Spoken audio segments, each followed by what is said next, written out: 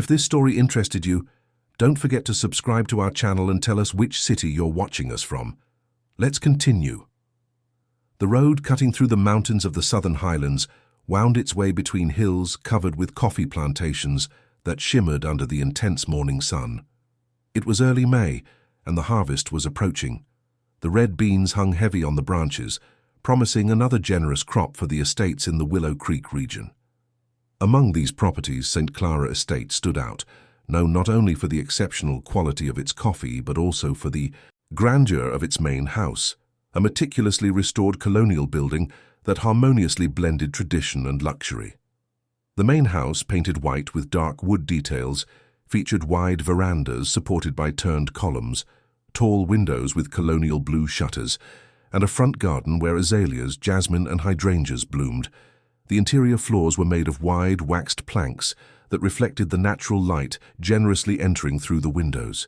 Crystal chandeliers hung from ceilings with ornate cornices, and antique furniture coexisted with modern, bold design pieces. It was a residence that breathed history, but also ostentation. On that Monday morning, Samantha woke, before dawn, as she always did. At 42, she had been working as a nanny and caregiver at St. Clara Estate for almost a year. Her routine began early because the little girl under her care needed special attention from the first hours of the day. Samantha put on her simple navy blue uniform with white details, tied her brown hair with strands of grey into a practical bun, and descended the wooden stairs leading to the second floor, where the family's bedrooms were located. Little Alice's room was at the end of the corridor, a spacious room decorated with wallpaper in soft pink and lilac tones, filled with imported toys that occupied entire shelves. Porcelain dolls, giant plush toys, miniature dollhouses, still-sealed educational games. Everything there seemed too perfect, almost untouched, like a set arranged for a photograph. And that was exactly the impression Samantha had. That room was more of a showroom than a child's sanctuary. Alice was 4 years old and faced a congenital condition that affected her mobility. She was born with a spinal malformation that compromised her legs, requiring the constant use of crutches adapted for her age. They were colorful crutches, adorned with butterfly and star stickers, but they did not disguise the girl's real difficulty in moving around. Despite her physical limitations, Alice was a child with a sweet spirit, huge and expressive brown eyes, light brown hair that fell in natural curls to her shoulders, and a shy smile that appeared rarely but lit up any room when it did. Samantha opened the door slowly, trying not to make a sound. The faint light of dawn began to stream through the half-open window, and she saw the girl still sleeping, curled up under the pink duvet. Alice always slept on her side, hugging a faded teddy bear, the only toy that truly seemed loved in that room full of new things. Samantha approached carefully, lightly touched the child's small shoulder, and whispered softly, "Alice, my love, it's time to wake up. Let's start the day calmly, okay?" The girl opened her eyes slowly, blinking several times before focusing on Samantha. Her little eyes were swollen, with deep dark circles that did not match her age. Samantha felt a tightening in her chest, as she did every morning. That child was losing too much weight. Something was wrong, something she couldn't quite name yet, but it worried her more and more. "Good morning, Aunt Sam," Alice murmured, using the affectionate nickname she had created for Samantha. "Good morning, Princess. Did you sleep well?" Alice nodded without much conviction, and Samantha noticed that the girl seemed tired, even though she had slept all night. She helped her sit up in bed, arranged the pillows behind her back, and went to get the crutches that were propped against the bedside table. "Let's take a bath, and then go down for breakfast. Today, Mrs. Irma the cook made fresh cheese bread. You love it, don't you?" Alice's little face brightened a little at the mention of the cheese bread. It was one of the few foods she still showed a desire to eat. In recent months, her appetite had drastically decreased, and Samantha had to use all her creativity and patience to convince her to eat properly. After the warm bath, which Samantha conducted carefully so as not to hurt the girl's sensitive spine, they went down together to the kitchen. St. Clara Estate had a small staff of permanent employees. Besides Samantha, There was Mrs. Irma, the 60-year-old cook who had worked there since the time of the previous owner, Joshua, the caretaker, and responsible for the general maintenance of the property. Marina, the cleaner who came 3 times a week, and 2 farmhands who took care of the coffee plantations and lived in separate houses on the estate. The kitchen was large, with solid wood cabinets, a wood-burning stove still in use next to a modern gas stove, and a large wooden table where the employees usually had their meals. Mrs. Irma was just taking the last batch of cheese bread out of the oven when Samantha and Alice entered. "Oh, my beautiful girl, has arrived. Come here, my love. Grandma Irma made everything warm just for you." Mrs. Irma had a maternal way with Alice that completely contrasted with the coldness the girl received from her stepmother. She placed 3 golden cheese breads on a child's plate decorated with animal drawings, served a glass of natural orange juice, and sat next to the child, encouraging her to eat. Alice ate slowly, chewing with effort, as if even that required energy she didn't have. Samantha watched attentively, mentally noting every detail. The girl drank the juice without problems, but the cheese breads seemed too heavy for her. She managed to eat only 1.5 before gently pushing the plate away. "I don't want any more, Aunt Sam. I'm full." Samantha didn't insist. She knew that forcing wouldn't help. She wiped Alice's little mouth with a napkin and asked if she wanted to play in the garden for a bit. The girl nodded yes, and they went out together through the back door. The side garden of the house was a spacious and well-maintained area with trimmed grass, flower beds, and a shaded area under a century-old mango tree, where there were wooden benches and a small table. It was there that Alice spent most of her mornings when the weather was good. Samantha settled the girl on one of the benches, brought some illustrated storybooks, and sat beside her. As they leafed through a book about farm animals, Samantha heard footsteps coming from the house. She immediately recognized the clinking of high heels against the wooden floor. It was Vivian, the second wife of Henry Thompson, the owner of St. Clara Estate. Vivian was 29 years old, almost 20 years younger than Henry. She was tall, slender, with long blonde hair that she always kept impeccable with expensive treatments at salons in Sterling City. Her clothes were designer, tight, modern, always matching with bags and shoes that cost more than Samantha earned in 6 months. But what was most striking about Vivian was not her physical appearance, but the aura of coldness that accompanied her. Her light eyes were distant, almost devoid of genuine emotion, and her smile, when it appeared, rarely reached her eyes. Vivian appeared on the back veranda holding her cell phone, as always. She was wearing a white dress with thin straps, large dark sunglasses covering half her face, and an ill-concealed expression of impatience. "Samantha, I need to leave. I have a meeting with the press advisor in Willow Creek. I'll be having lunch out too. Take good care of Alice and don't let her make a mess." Samantha nodded in silence. Vivian didn't even look at her stepdaughter. She didn't approach, didn't say good morning, didn't make a single gesture of affection. She simply turned and walked back into the house, her heels echoing in the corridor until they disappeared. Alice showed no reaction. She was used to it. She continued leafing through the book as if nothing had happened, but Samantha noticed the way the girl's small shoulders curved slightly, as if she was trying to make herself smaller, invisible. That broke the nanny's heart. Samantha knew the family's history well because Mrs. Irma, who had worked there for decades, had told her everything in the first few weeks. Henry Thompson was a hard-working and honest man who had inherited the estate from his father and transformed it into one of the most prosperous businesses in the region.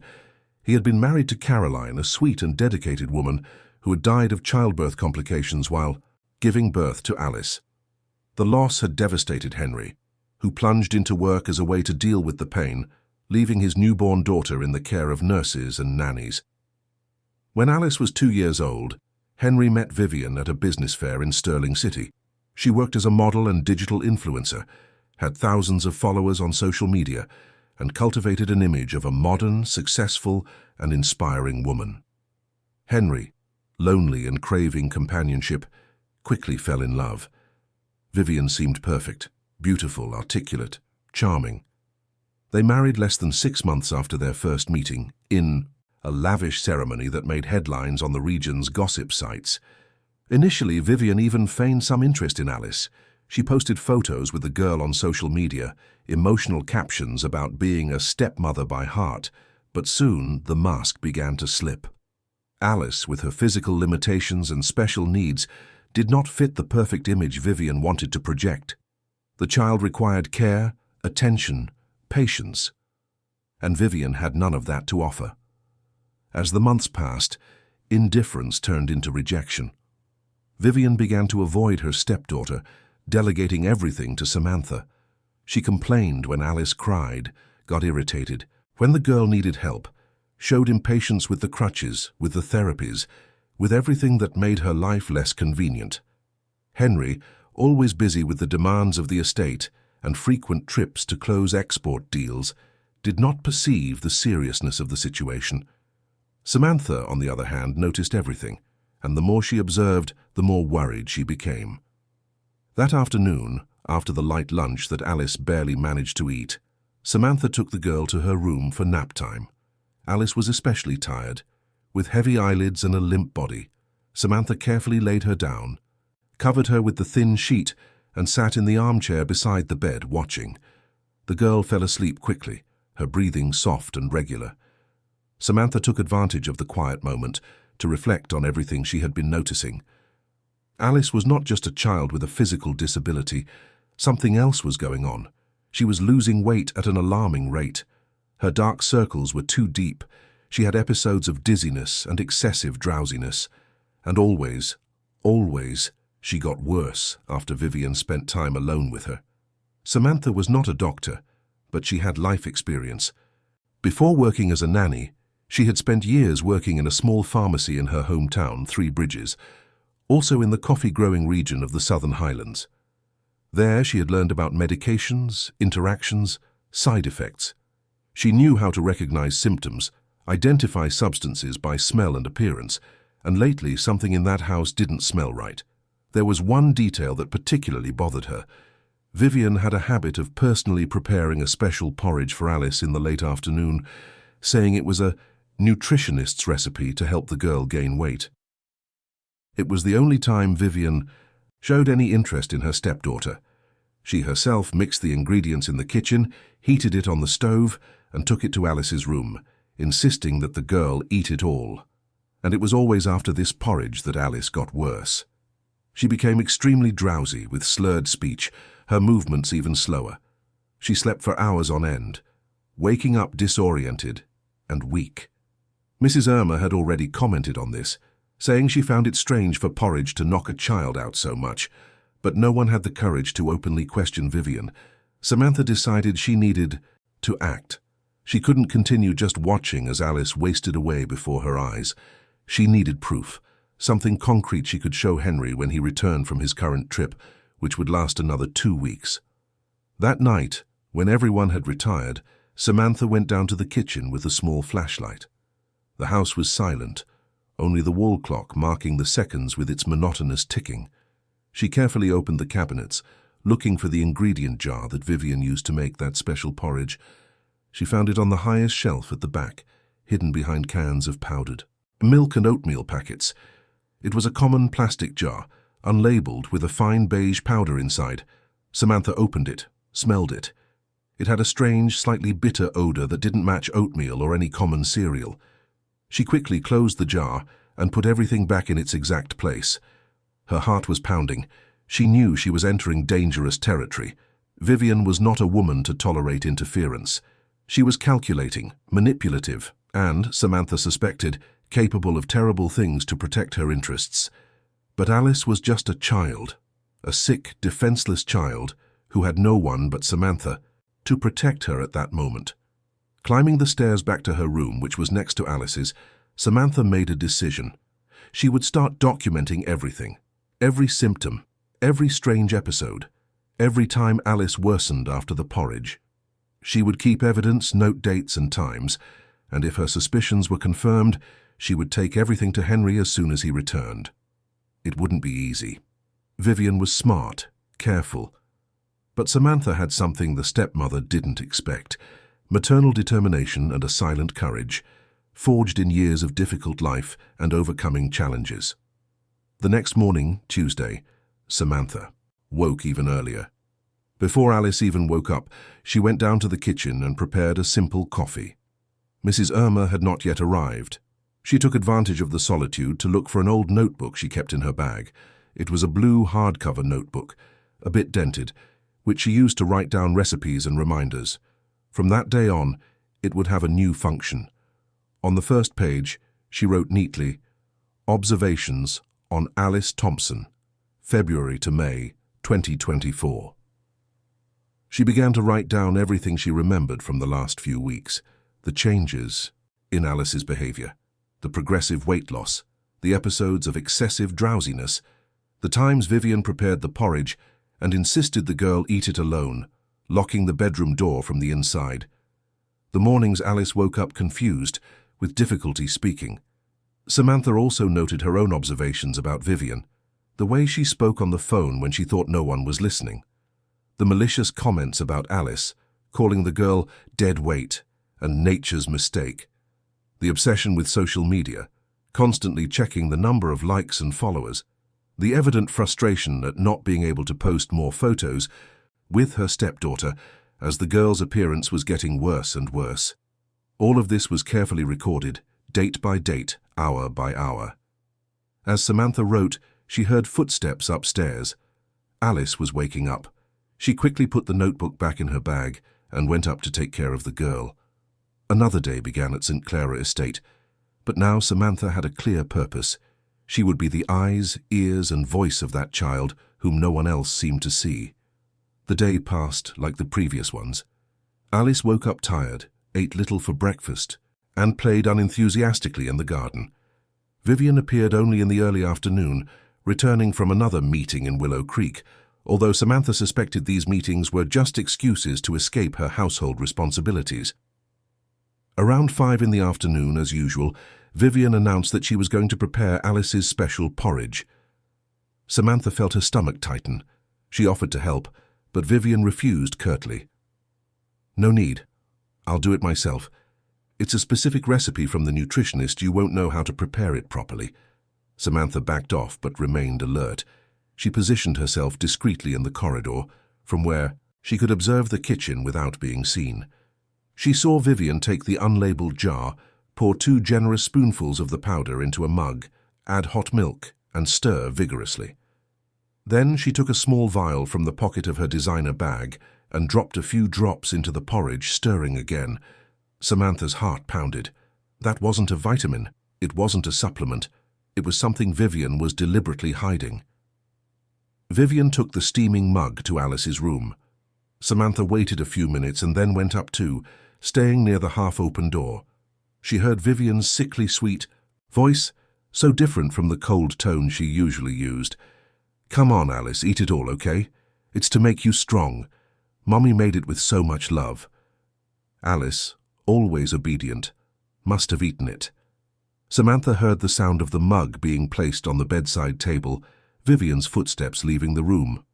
The stepmother passed Samantha in the corridor without saying anything, went down the stairs, and left through the front door, probably for another photo shoot in the estate gardens. Samantha entered Alice's room. The girl was sitting on the bed, the empty mug beside her. Her little eyes were already beginning to get heavy. "Aunt Sam, I'm so sleepy." "I know, my love. Lie down here and I'll stay with you." Alice lay down, and in less than 5 minutes was fast asleep. Samantha touched the girl's forehead. It was too hot. Her pulse was racing. Her breathing, though regular, seemed heavy. Samantha picked up the empty mug and smelled it. Besides the characteristic smell of oatmeal porridge, there was another odor, subtle, slightly sweet, but with a bitter undertone. It was a smell she knew from her pharmacy days, the smell of a psychotropic, medication, the kind used for anxiety and insomnia. Her blood ran cold. Vivian was sedating the girl. She was drugging a 4-year-old child with controlled medication and doing it repeatedly, day after day, under the pretext of helping her. Samantha carefully washed the mug in Alice's bathroom sink, dried it, and put it away. She couldn't leave any trace that she suspected anything. She needed to act intelligently. Vivian couldn't discover she was being watched. She returned to the room, sat in the armchair beside the bed and stayed there, watching Alice's deep sleep, while her mind worked at maximum speed. She needed more proof. She needed to understand the extent of what was happening, and she needed to protect that child until Henry returned. But there were still 13 days until her employer's return. 13 days in which Alice would remain vulnerable, at the mercy of a woman who, Samantha was now sure, represented a real danger. That night, after everyone had gone to sleep, Samantha went back to writing in her notebook. She noted everything about the porridge, the smell, Alice's reaction, the mysterious vial Vivian hid in her bag. She also wrote about the need to find out exactly what was in that vial. And then she made another decision. The next day when Vivian left, she would look for that vial. She needed to know exactly what she was dealing with. She needed to be absolutely sure before accusing a rich and influential woman of something so serious. Because Samantha knew that if she was wrong, she would lose her job. But if she was right and didn't act, Alice could lose much more than that. She could lose her life. And Samantha would not let that happen, not while there was breath in her body and courage in her heart. Wednesday morning arrived enveloped in a thick fog that covered the coffee plantations like a white, silent sheet. Samantha woke at 5 in the morning, even before her alarm clock rang, with the weight of the mission she had set for herself pressing on her chest. She had slept poorly, tormented by nightmares in which Alice disappeared into the mists, and she ran desperately, unable to reach her. She dressed quickly and went down to the kitchen. Mrs. Irma had not yet arrived, which gave her a few precious minutes of solitude. She prepared a strong coffee, sat at the large wooden table, and opened her notebook again. She reread everything she had written the day before, mentally confirming every detail, every observation. There was no doubt Vivian was doing something terrible to Alice, and Samantha needed to find out exactly what before it was too late. The plan for that day was risky, but necessary. Vivian had a habit of going to the gym in Willow Creek every morning, staying out for at least 2 hours. During this period, she usually left her designer bag hanging in the couple's bedroom closet. That's where she kept the mysterious vial Samantha had seen the day before.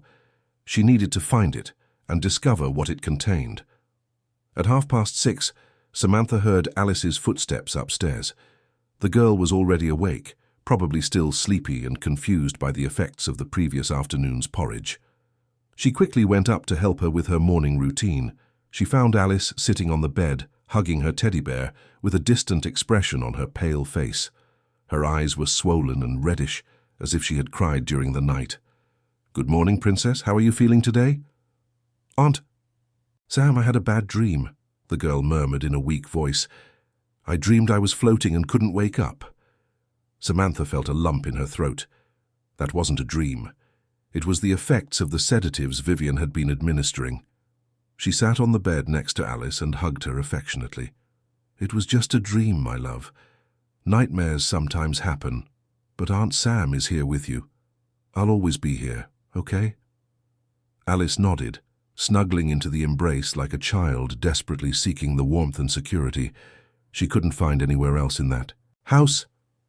Samantha held her for a few minutes, stroking her hair, whispering words of comfort, trying to convey through touch all the protection that girl deserved and wasn't receiving. After her bath and breakfast, during which Alice again ate very little, Samantha took her to the garden. The sun had already dissipated the morning fog, and the day promised to be warm. She settled the girl under the shade of the mango tree, with coloring books and crayons, and waited. At 8 o'clock sharp, like clockwork, Vivian appeared on the back veranda dressed for the gym. Designer sportswear, imported sneakers, hair tied in a perfect ponytail. Light but impeccable makeup. She didn't even look at Alice. She just waved vaguely in the direction of the garden and announced that she would be back before lunch. Samantha waited for the sound of Vivian's car driving away down the dirt road. She counted mentally to 100, ensuring that her employer had really left. Then, with her heart pounding, she turned to Alice. "My love, Aunt Sam needs to go into the house for a quick second to get something, okay? You stay here quietly coloring. I won't be long at all." Alice, absorbed in coloring a drawing of flowers, just nodded yes. Samantha walked quickly to the house, went up the stairs with light steps so as not to make a sound, and stopped in front of the couple's bedroom door. She took a deep breath. She knew she was about to cross a dangerous line. Invading her employer's privacy was grounds for immediate dismissal. But Alice's life was at stake. There was no choice. She slowly turned the doorknob. The door was not locked. The couple's bedroom was enormous, decorated in shades of white and beige, with a king-size bed, covered in imported linen sheets, mirrored bedside tables, and a dressing table laden with expensive beauty products. On the other side, a door led to the closet. Samantha entered the closet and found herself in a space the size of a regular room, filled with clothes organized by color, shoes lined up on illuminated shelves, and bags hanging on individual stands. There were at least 20 bags there, all designer, all very expensive. Her eyes searched for the bag Vivian had used the day before. It was a small black leather bag with gold details. She found it hanging in the left corner. With trembling hands, she took the bag and opened it. Inside were the usual items: a leather wallet, car keys, lipstick, tissues, sunglasses. Samantha carefully rummaged through it, looking for the vial. Nothing. She tried opening the zippered inner pocket, also empty. Panic began to rise in her throat. What if Vivian had taken the vial with her? What if she had hidden it somewhere else?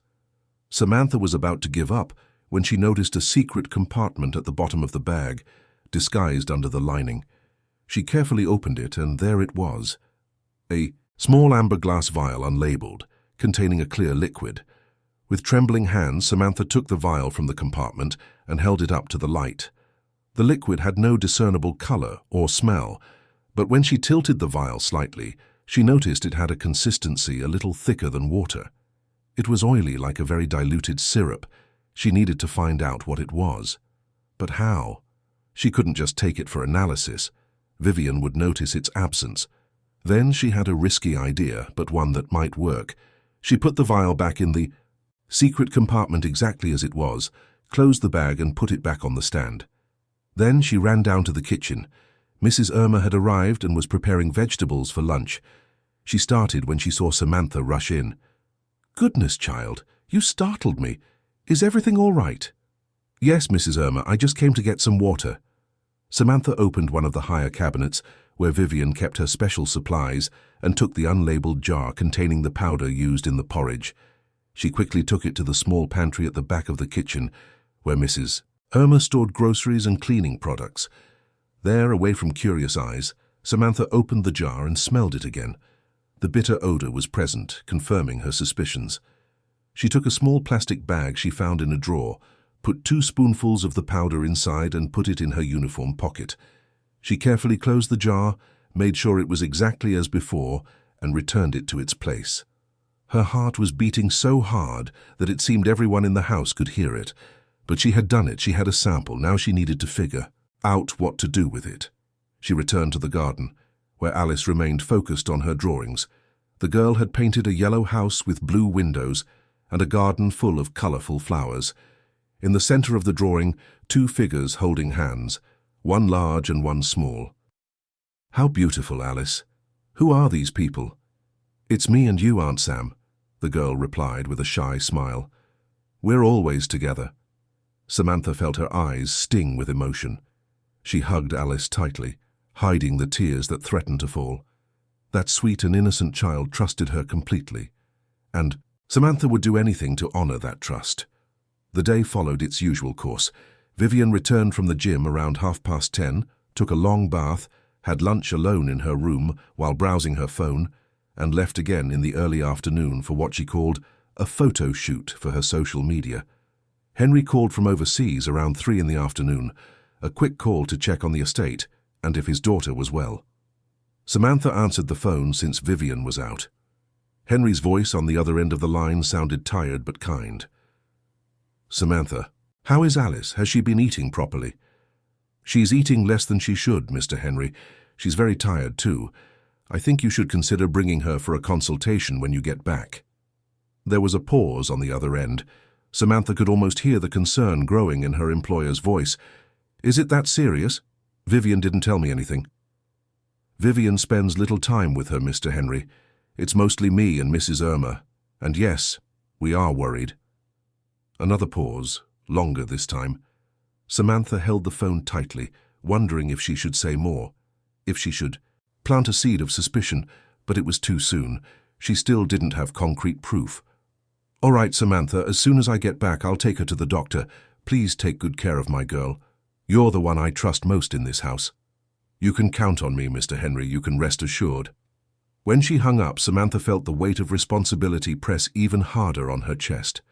Henry trusted her, Alice needed her, and Vivian was an increasingly real and urgent threat. That afternoon, as usual, Vivian prepared the porridge. Samantha watched discreetly, mentally, noting every movement. Vivian followed the same ritual: powder from the unlabeled jar, hot milk, stir well, and then the vial from her bag pocket. This time, Samantha managed to count the drops Vivian put into the mixture. There were 4 precise drops, carefully measured. Vivian took the porridge to Alice, who ate it obediently, as she always did. Half an hour later, the girl was completely out, in a sleep so deep that she didn't even stir when Samantha touched her. That night, after everyone in the house was asleep, Samantha went down to the kitchen again. She had a risky plan, but she had to execute it. She took the plastic bag with the powder sample she had collected that morning and hid it deep inside her own bag. The next day, which was Thursday and her day off, she would go to town. She knew a pharmacist in Willow Creek, Mr. Tobias, who had been a colleague years ago when she still lived in Three Bridges. He was discreet and trustworthy. Perhaps he could help her identify that substance. On Thursday morning, Samantha woke Alice earlier, gave her a bath and breakfast, and waited for Mrs. Irma to arrive to stay with the girl during her time off. Alice was sad to learn that her nanny would be out for a few hours. "Will you be back soon, Aunt Sam?" "Yes, Princess, I will. I'll be back before lunch, and I'll bring you a surprise, okay?" Alice smiled, but Samantha noticed the anxiety in the child's eyes. It was as if Alice instinctively felt that she wasn't safe without Samantha's presence.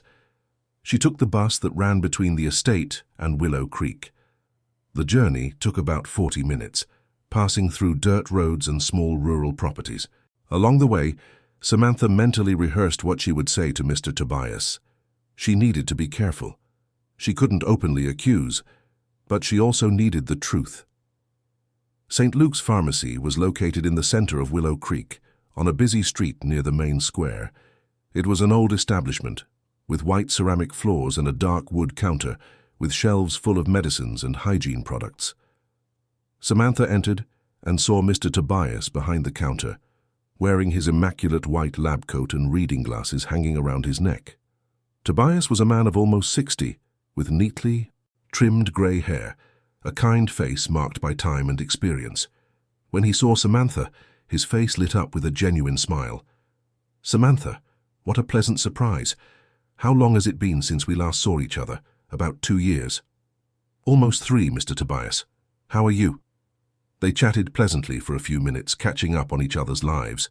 Then, when the store was momentarily empty, Samantha approached the counter and lowered her voice. "Mr. Tobias, I need a favor. It's delicate and urgent." The pharmacist noticed the seriousness in Samantha's tone and adjusted his glasses, giving her his full attention.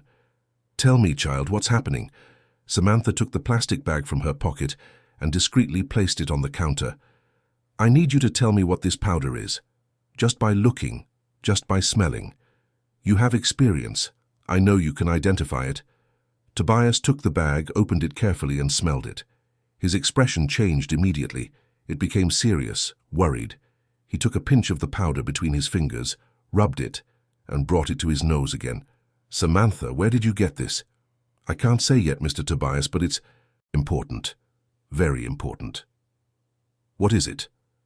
The pharmacist looked around, making sure no one was listening. Then he leaned over the counter and whispered, "This here is crushed benzodiazepine. Diazepam, if I'm not mistaken. It's a strong tranquilizer, used for anxiety and insomnia. It's controlled, requires a doctor's prescription. And this amount here, Samantha, would be enough to sedate an adult for hours. If someone is giving this to a child—" He didn't finish the sentence, but he didn't need to. The horror was etched on his face. Samantha felt the ground disappear beneath her feet. Her worst suspicions were confirmed. Vivian was not just neglecting Alice, she was deliberately drugging the girl day after day with doses that could cause serious or even permanent damage. "Mr. Tobias, can you write this down? Put on paper what this substance is. I'll need proof." Tobias hesitated only a second before picking up a prescription pad, tearing off a sheet, and writing in clear handwriting. "Sample analyzed contains diazepam in powdered form. Controlled medication, adult use, can cause profound sedation. Unsuitable for children. Signature: Tobias Ferreira Santos, pharmacist license, number UK 12847. He handed the paper to Samantha along with the plastic bag. "Guard this with your life, child. And if a child is involved, you need to act fast. This kind of thing cannot continue." "I know, Mr. Tobias, and I will act. You know me. You know I wouldn't invent something like this." "Yes, I do, and that's why I'm helping you. Anything you need, you can count on me. I'll even testify if necessary." Samantha left the pharmacy with trembling legs, but with absolute certainty in her heart. She had proof. She had a witness. Now she needed a plan to protect Alice until Henry returned. She stopped at a toy store and bought a small cloth doll for Alice, fulfilling her promise to bring a surprise. Then she took the bus back to the estate, her mind working at full speed. When she arrived around 11:30, she found Mrs. Irma agitated in the kitchen. "Samantha, thank goodness you're back. Alice has been crying for half an hour asking for you. I couldn't calm her down at all." Samantha ran up the stairs. In the room, she found Alice sitting on the floor, hugging her teddy bear, tears streaming down her face. When she saw the nanny, she stretched out her little arms. "Aunt Sam, I thought you weren't coming back." Samantha picked the girl up, hugged her tightly, and kissed her hair. "I always come back, my love. Always. You can trust me." She showed her the cloth doll she had bought. It was a simple doll with a floral dress and wool hair, but Alice hugged it as if it were the most precious treasure in the world. "She's beautiful. I'll call her Hope." Samantha smiled through the tears that threatened to fall. Hope. What a perfect name. It was exactly what both of them needed at that moment. The rest of the day passed in relative calm. Vivian left again, this time to have dinner with friends in Elmwood, a neighboring town, and would only return late at night. Samantha took advantage of her absence to spend quality time with Alice. They played in the garden, read stories, and drew together. The girl was more cheerful than in recent days, as if Samantha's constant presence strengthened her. At night, after putting Alice to bed, Samantha went down to the kitchen where Mrs. Irma was still finishing washing the dinner dishes. Joshua, the caretaker, was also there, drinking coffee, while talking to the cook about the preparations for the upcoming harvest. Samantha decided she needed allies. She couldn't face that situation alone. She sat at the table and, in a low but firm voice, told them everything. Her suspicions, her observations, her visit to the pharmacist, the confirmation that Alice was being sedated. The silence that followed was heavy as lead. Mrs. Irma put her hands to her face, her eyes welling up. Joshua clenched his hands into fists, his jaw tense with suppressed anger.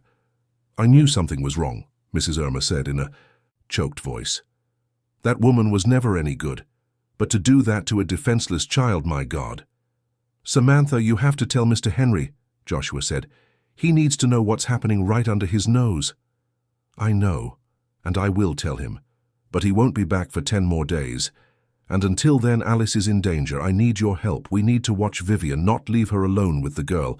And if something serious happens, we act." The three made a silent pact there, in that kitchen illuminated only by the yellowish light of the lamp above the table. They were 3 simple employees without power, without influence. But they had something Vivian didn't: humanity, compassion, and the courage to do what was right. The following days were filled with constant tension. Samantha intensified her vigilance. She began to sleep with her door ajar, attentive to any sound coming from Alice's room. Mrs. Irma started spending more time in the kitchen, always nearby in case Vivian tried to prepare something suspicious. Joshua began to make more frequent rounds around the house under the pretext of checking doors and windows. Vivian noticed nothing. She continued, Her routine of gym, photo shoots and endless meetings with her press advisor. Her social media remained active, with posts about healthy living, self-esteem and purpose, building a completely false image of who she really was.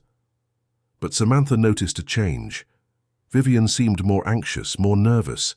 She checked her phone obsessively, bit her perfectly manicured nails, had whispered conversations on the phone that she abruptly interrupted when she noticed someone nearby. Something was happening, and Samantha had a feeling that a storm was about to break over St. Clara Estate. Sunday arrived with a sky heavy with grey clouds. That foretold rain. Only 7 days remained until Henry's return, and the tension at St. Clara Estate was almost palpable. Samantha woke with a tightness in her chest, that indefinable feeling that something bad was about to happen.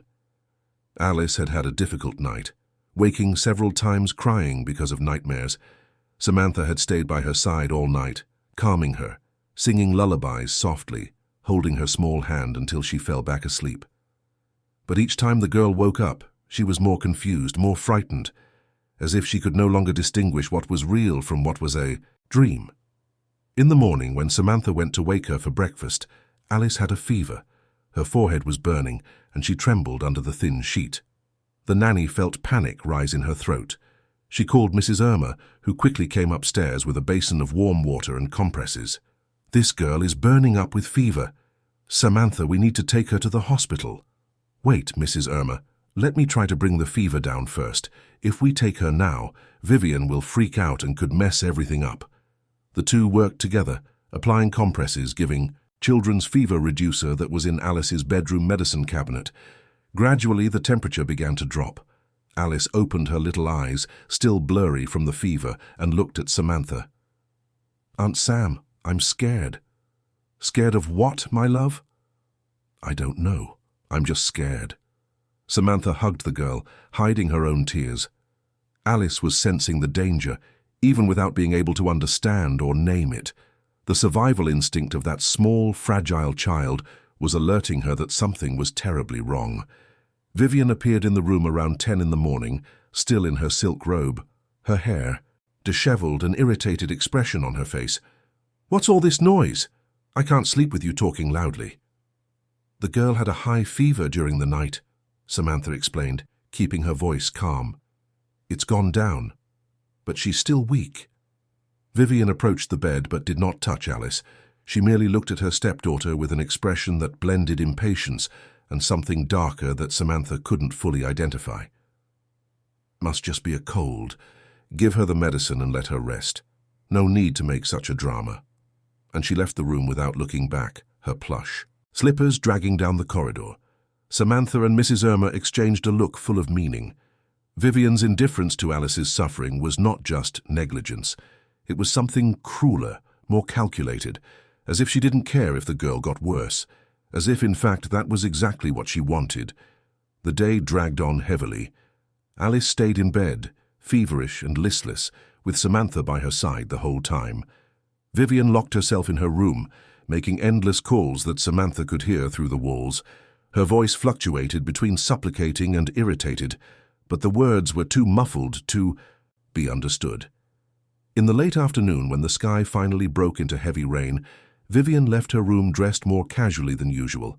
Jeans, a simple blouse, hair tied in a messy bun.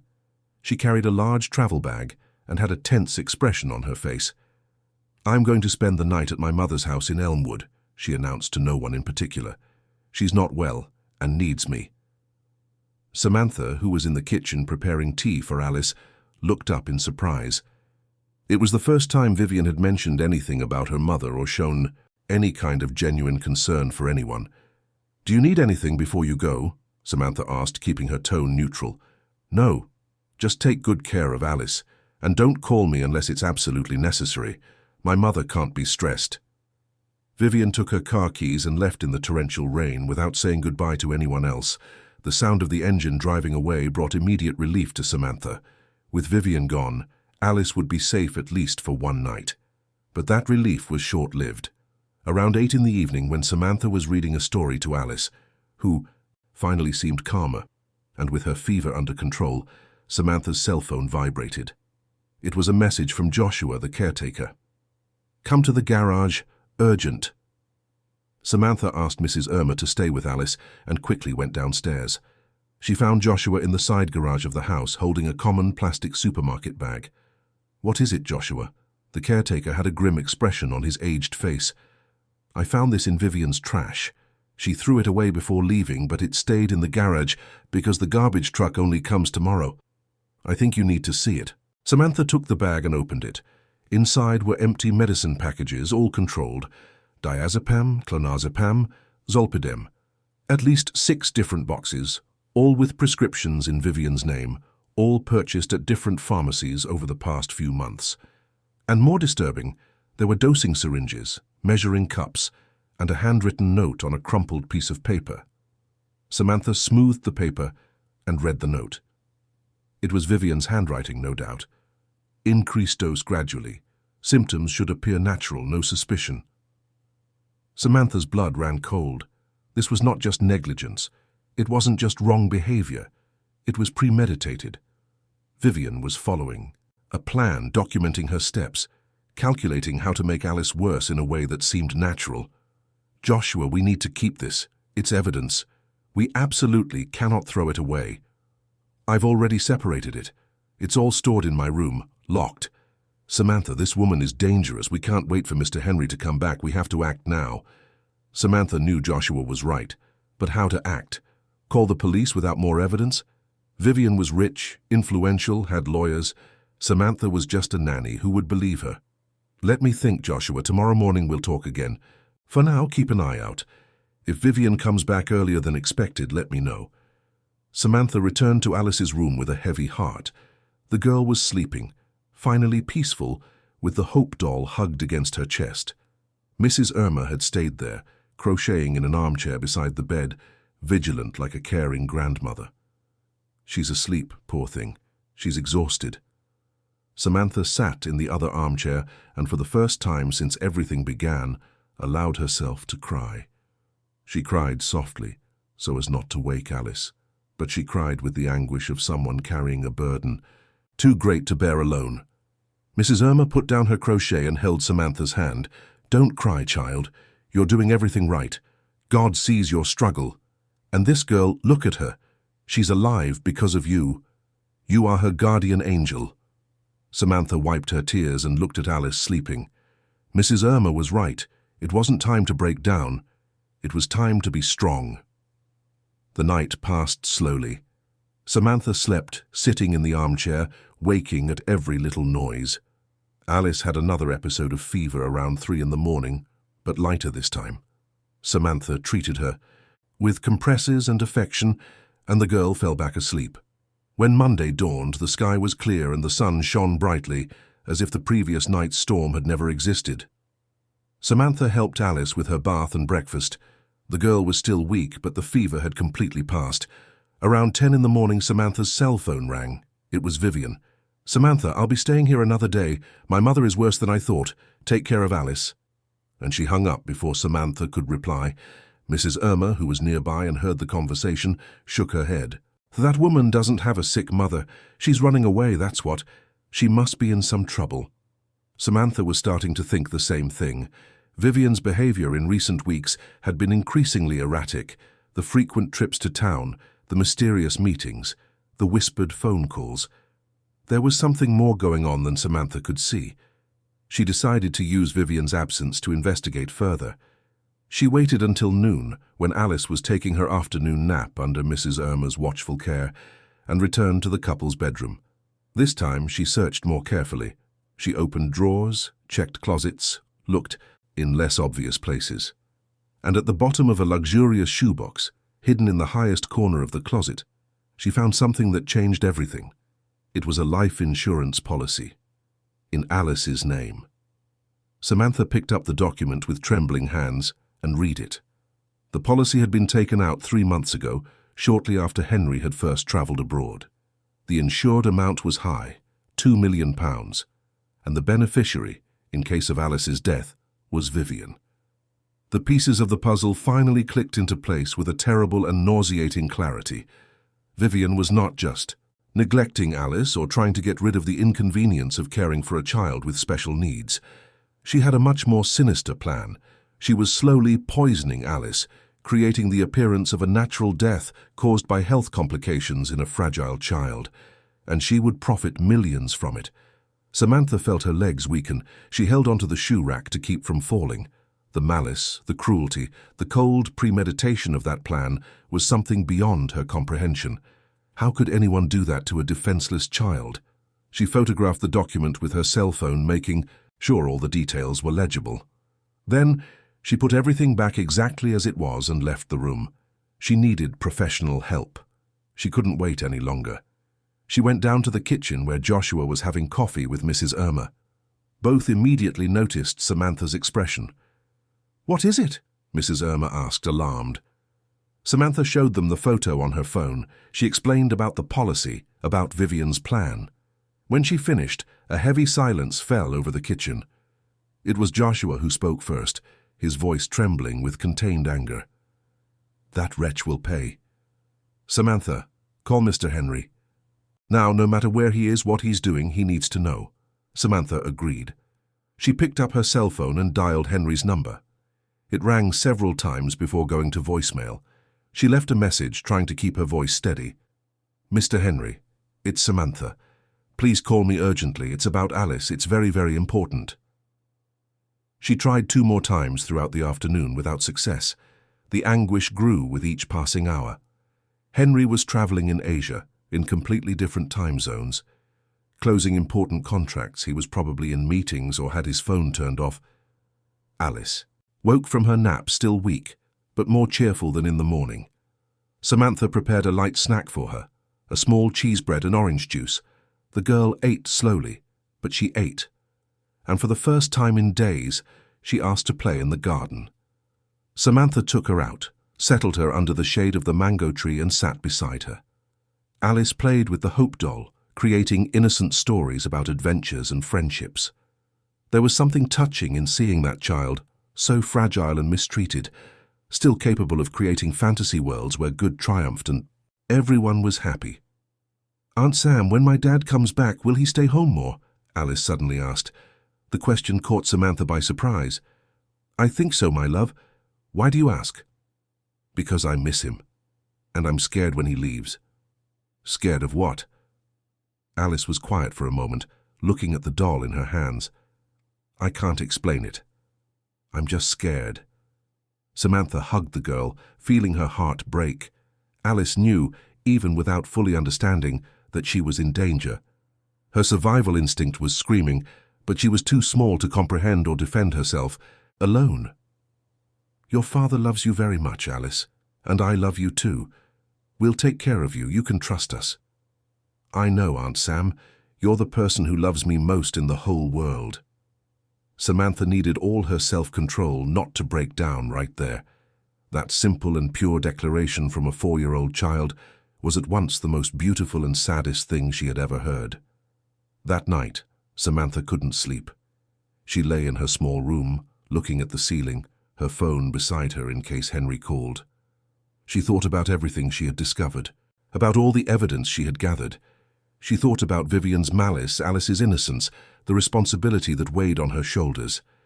Around 2 in the morning, she heard a car arriving. She quickly got up and looked out the window. It was Vivian's car. She was coming back. Samantha felt her heart race. She went downstairs silently and positioned herself in a dark corner of the corridor from where she could see the main entrance. Vivian entered the house silently, trying not to make a sound.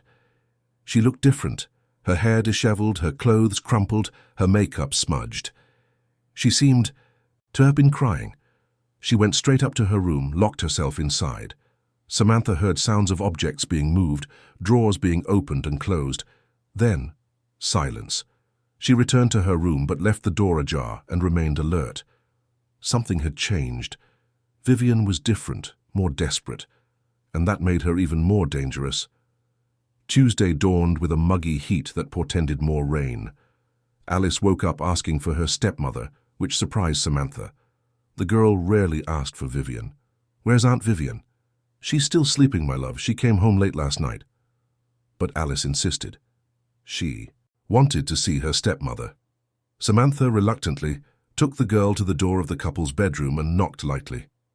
Vivian opened the door wearing a silk robe, her face without makeup, revealing deep, dark circles and a pallor that did not match the always impeccable image she cultivated. "What is it?" "Alice wants to see you." Vivian looked at her stepdaughter as if seeing a stranger. There was something in her eyes, a mixture of guilt and determination that made Samantha hold Alice tighter.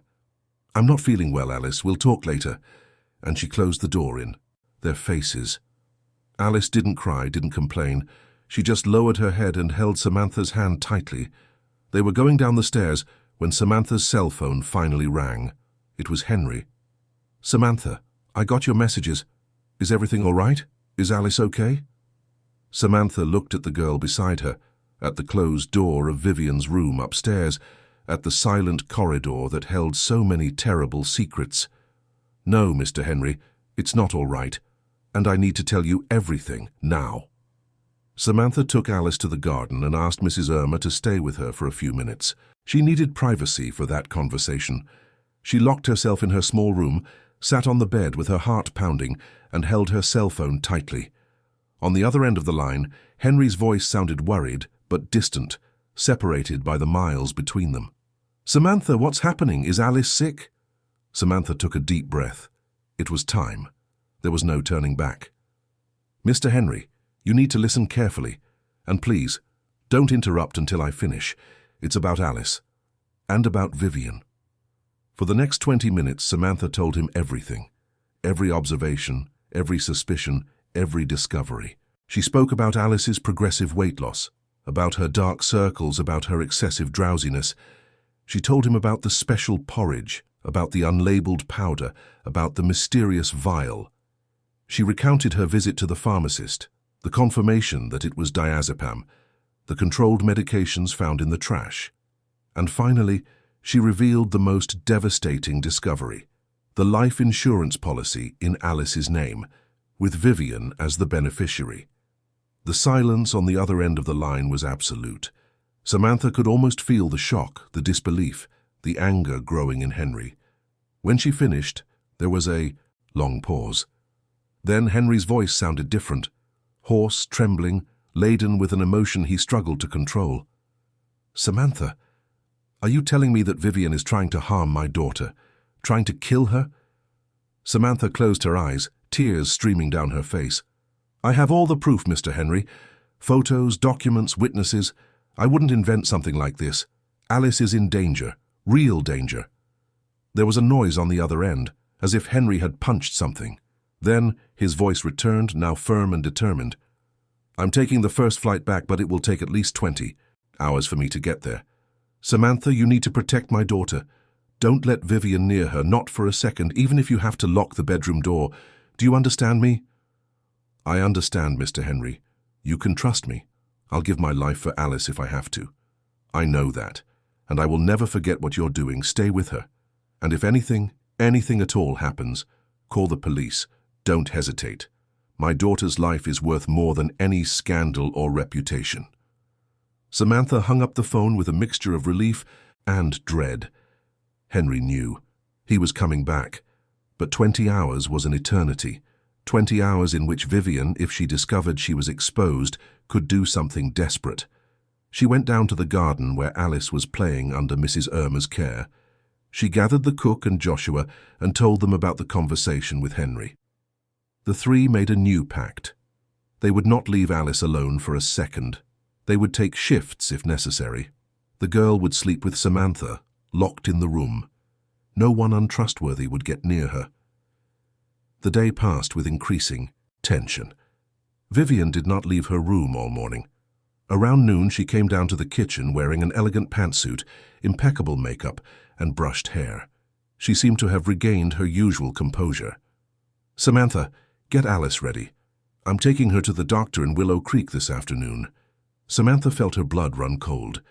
Vivian had never, in an entire year, offered to take Alice to the doctor. Why now? Why precisely now?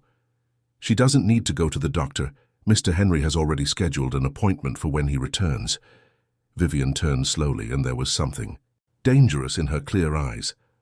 "I didn't ask for your opinion. I said I'm taking her. The girl is sick, she's losing weight, she needs a doctor. Or are you trying to prevent her from receiving treatment?" It was a verbal trap, and Samantha knew it.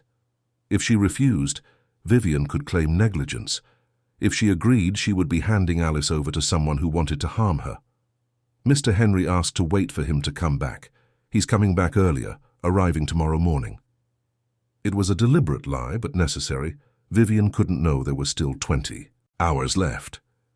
Vivian's expression changed subtly.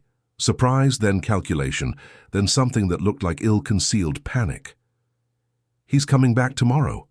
Why?" He didn't say anything. "He called this morning. He's worried about Alice." Vivian stood still for a moment, processing the information.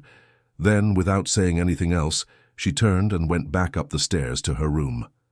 Samantha heard the door close forcefully. Mrs. Irma, who had witnessed everything from the pantry, came out with a pale face. "That woman is planning something. I felt it, Samantha. She's desperate." "I know.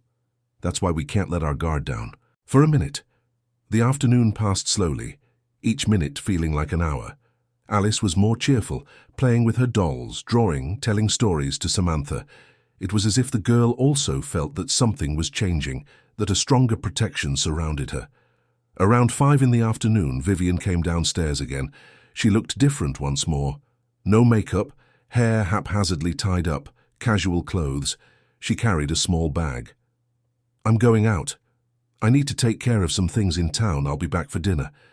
And she left through the back door, got in her car, and disappeared down the dirt road that cut through the coffee plantations. As soon as the sound of the engine faded into the distance, Joshua appeared in the kitchen with a grave expression. "I stopped her earlier in the parking lot. She was throwing more trash away. I picked it up before she took it to the dumpster. You need to see this." Joshua had another plastic bag, and inside it, Samantha found things that made her feel nauseous. More empty medicine packages, but also printed papers with internet searches about lethal dosages, about overdose symptoms, about how to make a situation seem accidental.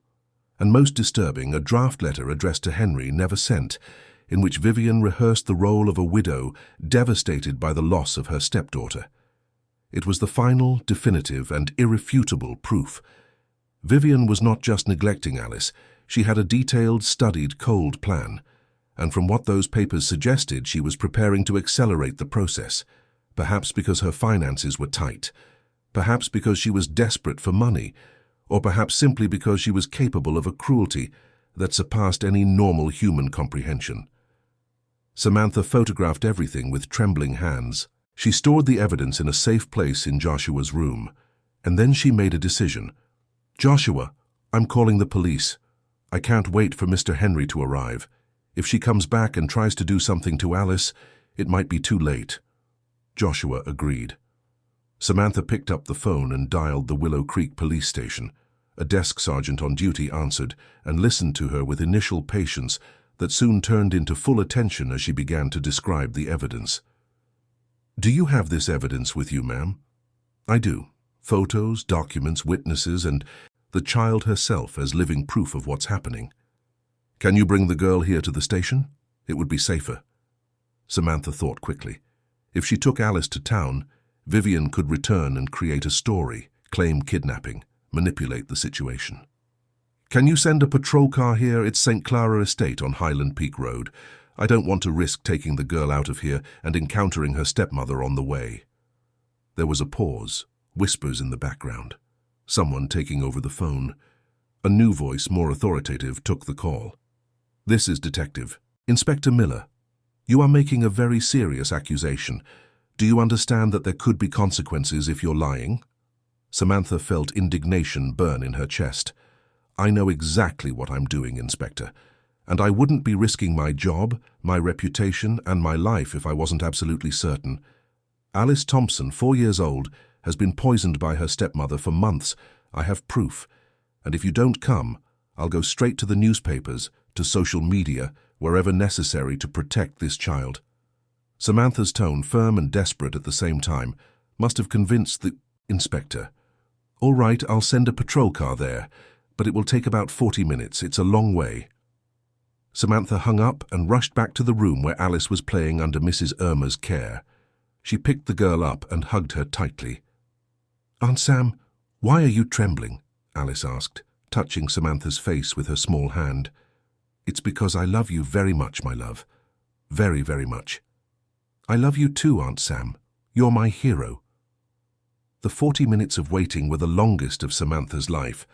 She stayed in the room with Alice locked inside while Joshua and Mrs. Irma stood guard downstairs. Every noise was a jump. Every minute that passed increased the possibility of Vivian returning before the police arrived. But luck, this time, was on the right side. At 6:20 in the evening, a police patrol car entered the gate of St. Clara Estate. Samantha saw it through the window and felt her legs weaken with relief. She ran downstairs, carrying Alice in her arms, and found 2 police officers at the door, an older corpulent man with a grey moustache and a young woman with a serious and attentive expression. "Are you Samantha?" asked the older officer. "I am, and this is Alice. Please come in. I have everything to show you." For the next half hour, Samantha presented every piece of evidence she had collected. She showed the photos of the medications, the pharmacist Tobias's analysis confirming the diazepam, the insurance policy, the papers found in the trash, her own detailed notes. Mrs. Irma and Joshua confirmed everything as witnesses. The police officers listened with increasingly grave expressions. The female officer picked Alice up and examined her carefully, noting her excessive thinness, her dark circles, her fragility. "This child needs immediate medical attention," she said. "I'm calling the EMS." At that exact moment they heard the sound of a car arriving. Samantha felt her heart stop. It was Vivian. The stepmother entered through the back door carrying shopping bags, seemingly calm, but froze when she saw the police car parked in front of the house and the uniformed officers in the living room. "What's going on here?" she asked, trying to keep her voice steady. The older officer stepped forward. "Are you Vivian Thompson?" "I am, and I'd like to know why there are police in my house." "We've received a serious complaint involving child abuse of Alice Thompson. You'll need to accompany us to provide clarification." Vivian looked around, saw Samantha holding Alice, saw the evidence spread on the table, saw Mrs. Irma and Joshua as witnesses, and then her mask completely fell. "This is ridiculous. This maid invented everything. She wants to harm me. She wants my place. She wants my husband. I'm being framed." But her voice sounded hysterical, desperate. And when the female officer showed her the photos of the medications, the insurance policy, the papers with research on lethal dosages, Vivian visibly paled. "I can explain all of this." "Then explain it at the station. You have the right to remain silent, but anything you say can be used against you." Vivian tried to argue, threatened to sue everyone, shouted about her rights and her lawyers. But when the officers began to put on the handcuffs, she collapsed. She fell to her knees on the living room floor, crying, shouting that she had no choice, that she was deep in debt, that she needed the money, that Alice was a burden she could no longer bear. It was a full confession, witnessed by everyone present. The mask of the perfect influencer, the dedicated stepmother, the exemplary wife completely shattered, revealing a desperate, selfish woman capable of the worst atrocities to get what she wanted. Alice, still in Samantha's arms, watched everything with her large, frightened eyes. Samantha covered the girl's face against her shoulder, protecting her from that disturbing scene. Vivian was taken away by the police.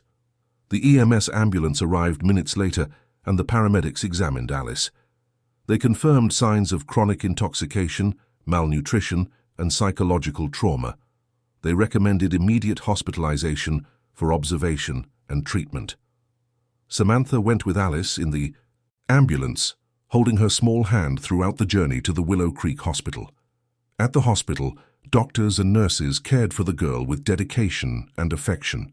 They collected blood samples that would later confirm alarming levels of benzodiazepines in her system. Henry arrived the next morning, disembarking from an international flight and coming directly from the airport to the hospital without even stopping at home. When he entered the room where Alice was hospitalized and saw his small, fragile daughter in the hospital bed, with an IV in her arm and Samantha sitting beside her holding her hand. The strong and successful man completely broke down. He carefully hugged his daughter so as not to hurt her, crying as Samantha had never seen a man cry. Then he hugged Samantha too, whispering thanks interspersed with sobs. "You saved my daughter. You saved what I hold most precious in the world." Samantha also cried, but they were tears of relief. It was all over. Alice was safe. The truth had triumphed. The following days were a mixture of legal procedures, medical examinations, and recovery. Vivian was formally charged with attempted premeditated murder, insurance fraud, and child abuse. The evidence was irrefutable. Her preventive detention was decreed. The story leaked to the press and became a regional scandal. The perfect influencer revealed as a cold criminal. The social media followers who once idolized her now condemned her. Her profiles were deactivated, her sponsorships cancelled, her image completely destroyed. Alice spent 2 weeks in the hospital, recovering physically and emotionally.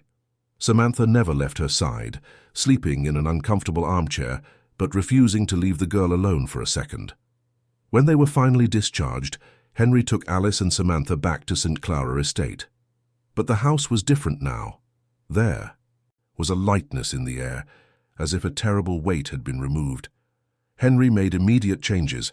He cancelled his trips and decided he would spend more time at home, personally overseeing Alice's recovery. He hired a team of therapists to help the girl process the trauma. And most importantly, he officially recognized that Samantha was much more than an employee. She was the person who had saved his family. Months later, Alice was unrecognizable. She had gained weight, her cheeks had regained color, her eyes shone again with curiosity and joy. She continued to use her colorful crutches, but now she walked with more confidence, more strength. Her smile, once so rare, appeared constantly. Samantha continued as a nanny, but now with a salary worthy of her dedication and a better room, specially renovated for her. More than that, she had the genuine respect and affection of Henry and Alice. Vivian's trial took place almost a year after the events. Samantha testified, as did Mrs. Irma, Joshua, and the pharmacist Tobias. The evidence was so abundant and compelling that the defense barely had anything to argue. Vivian was sentenced to 15 years in prison, the morning after the trial. Samantha was in the garden with Alice, playing under the shade of the century-old mango tree. The girl, now 5 years old, was telling a story about princesses and heroines to her Hope doll. "Aunt Sam, when I grow up, I want to be like you." "Like me? Why, my love?" "Because you're brave. You saved me when no one else saw that I needed saving." Samantha hugged the girl, her eyes welling up. All the sleepless nights, all the fear, all the courage she had to gather, it had all been worth it. Because there, in that embrace, was living proof that doing the right thing, even when it's difficult, even when it seems impossible, is always worth it. Henry watched the two from the veranda, a gentle smile on his face. He had learned painful lessons about trusting the wrong people and ignoring the right ones. But he had also learned about forgiveness, about new beginnings, and about valuing those who truly matter. St. Clara Estate continued to prosper. The coffee plantations produced the best harvest in years. But the greatest crop on that property was not beans, it was love, protection, second chances. And whenever someone asked Henry how Alice had survived so much adversity, he would answer with tears of gratitude in his eyes. Because someone I underestimated had the courage to do what was right. Because a simple woman proved to be a giant when it mattered. Because Samantha didn't give up on my daughter, even when everything and everyone seemed to conspire against her. And Alice, hearing those words, always ran to hug Samantha, whispering softly, "My hero." And Samantha, holding that child she loved as if she were her own daughter, knew she had fulfilled her purpose. She was not just a nanny. She was a guardian, a protector, a woman who, when confronted with evil, chose courage. And that choice made all the difference. End of story. Dear listeners, we hope the story of Alice and Samantha has deeply touched your heart. If you were moved by the courage of this simple woman who faced the impossible to protect a defenseless child, please leave a like, Subscribe to the channel and tell us in the comments what moment touched you the most. Every day we bring intense and true stories like this, which reveal the power of love, the importance of courage, and the power of doing what is right even when all seems lost. The next story is already waiting for you. Until then, remember, sometimes the true heroes are those no one notices until it's too late. We await you in the next episode.